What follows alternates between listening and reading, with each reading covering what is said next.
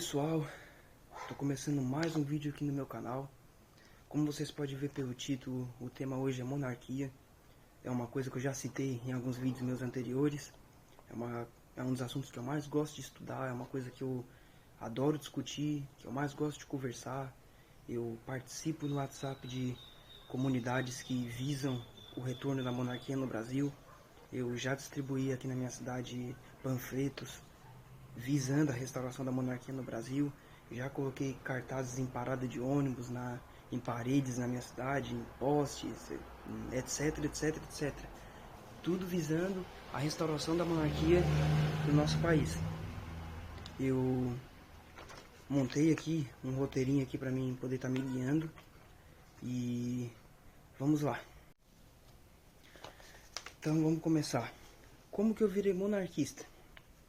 Eu virei monarquista de fato, foi ano passado, no ano de 2024. Foi quando eu estava pesquisando sobre a história do Brasil, o que foi a monarquia no Brasil, até que eu caí no vídeo do canal TV Imperial, que é um outro canal que visa a restauração da monarquia também. Aí eu fui descobrindo, fui vendo, fui gostando cada vez mais. Só que antes mesmo disso, eu já tinha tendências monarquistas, sabe? Eu sempre gostei bastante da figura do Dom Pedro I. Eu conhecia muito pouco da figura do Dom Pedro II. A Princesa Isabel conhecia muito rasamente, só por cima. Mas a partir do ano passado foi quando eu comecei de vez a gostar muito disso, sabe? Eu lembro até uma vez que eu tava na minha sala de aula e eu fiz uma brincadeira na sala, assim, ó, era aula de história, e eu falei, a única coisa que vai resolver o problema do Brasil é se caso a monarquia um dia voltar. E mal sabia eu que anos depois eu viraria um monarquista, sabe? Então, eu repeti essa mesma brincadeira na minha casa com a minha família. A minha família, todo mundo que mora lá na minha casa, é tudo o pessoal que é esquerdista, que vota no Partido dos Trabalhadores, sabe? Então eu fui a ovelha negra da família que seguiu um outro caminho, sabe? O Brasil foi uma monarquia de 1822 até 1889. Dom Pedro I foi o nosso primeiro imperador. Foi ele que proclamou a nossa independência e cortou todos os nossos vínculos que nós tínhamos com Portugal. Juntamente ele com José Bonifácio, com a dona Leopoldina, que era sua esposa, mas ele foi o principal autor disso tudo. Seguido pelo seu filho, Dom Pedro II, que foi o nosso segundo imperador. Ele governou o país por quase meio século. Então, o homem era bom. O modelo da monarquia brasileira era constitucional parlamentarista, que limita os poderes do imperador, dá a ele o poder moderador, o quarto poder. Isso faz com que um poder não se sobressaia sobre o outro, sabe? Não haja abuso de poder por parte do imperador, do primeiro-ministro, etc, etc, etc. Unificação nacional. O monarca, por não precisar ser eleito, ele representa o povo como um todo. Ou seja, vamos pegar o cenário atual do Brasil. Fulano de tal votou no Lula e o outro fulaninho votou no Bolsonaro. Se isso fosse num cenário de uma monarquia, o imperador ele estaria aqui em cima para representar o povo, acima disso aqui tudo, sabe? Então, no nosso cenário atual, o país fica muito dividido entre esquerda e direita e acaba que não tem ninguém em cima disso para poder realmente representar o povo, sabe? Um presidente, ele pensa a cada 4 anos, visando a próxima reeleição no máximo 8 anos, sabe? O imperador, como eu falei anteriormente, ele visa o futuro do seu país, sabe? Então, vamos para o próximo tópico. Por que apoiar a volta da monarquia no Brasil? Primeiramente, o monarca ele não tem interesse partidário, ele governa acima dos partidos. Ele não precisa comprar o primeiro-ministro, ou o parlamento, ou quem que seja, para poder governar. Ele não precisa disso, sabe? O monarca, ele pensa a longo prazo. Ele visa as futuras gerações, o desenvolvimento do país com as futuras gerações. Então, nisso ele acaba investindo mais em educação, em infraestrutura para o Brasil, em, sabe, coisas.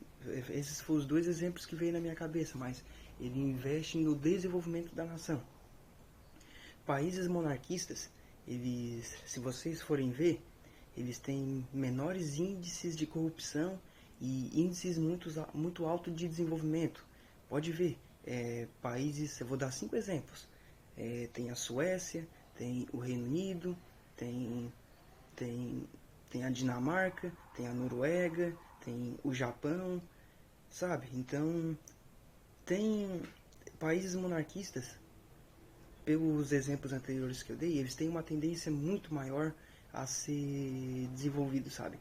Tem até uma frase que não está no meu roteiro, eu lembrei agora que eu já ouvi falar, que o imperador, ele é como se fosse, vamos botar aí na sua casa. Pelo menos eu vou dar um exemplo da minha casa. Lá na minha casa tem o meu pai e tem a minha madrasta. O meu pai é como se fosse o imperador da minha casa e a madrasta é a imperatriz, a esposa dele. E eu e a minha irmã, os filhos dele, são os súditos. O que ele quer para sua casa, para o seu reino, ali, entre aspas? Ele quer o melhor desenvolvimento, que os seus súditos sejam pessoas muito inteligentes, pessoas esclarecidas e não sei o que lá. Então, o mesmo princípio vale para uma nação, para um imperador, para um império, para uma nação. O imperador, ele quer o melhor para os seus súditos. Então, sabe, eu acho que fez um pouco de sentido. Tem que melhorar um pouco essa minha oratória. Unificação. Críticas que eu mais escuto sobre a monarquia no Brasil, sobre a volta da monarquia no Brasil. Que eu escuto nas conversas, nos comentários que eu vejo muito pelo YouTube, é que monarquia é coisa do passado. Mas como eu citei anteriormente, tem muito país que é uma monarquia e são países extremamente desenvolvidos, sabe? Países que visam muito a longo prazo. Ah, mas que manter uma família é muito caro às custas do povo. Mas só que mal sabem essas pessoas que uma monarquia parlamentarista é, é muito mais barato. A gente não está pagando para manter uma família lá. E na nossa atual república, se eu não me engano, desde a nova Constituição, nós sustentamos todos os ex-presidentes que ainda estão vivos e suas famílias com o dinheiro do povo, sabe? Você sabia disso? Que o povo brasileiro, paga para sustentar políticos, por exemplo, como o Temer. Eu não me engano se a Dilma também é, porque a Dilma foi impeachmentada, mas, sabe? Só por aí você vê, então.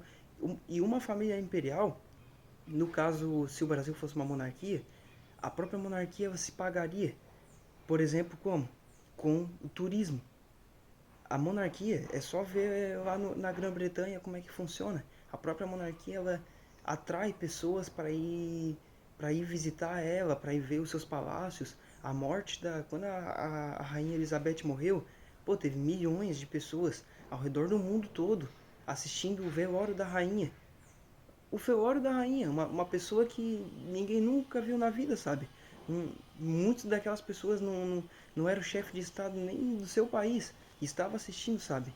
Então, sabe, é uma coisa que se paga. Ah, mas tô procurando aqui no roteiro a minha próxima crítica.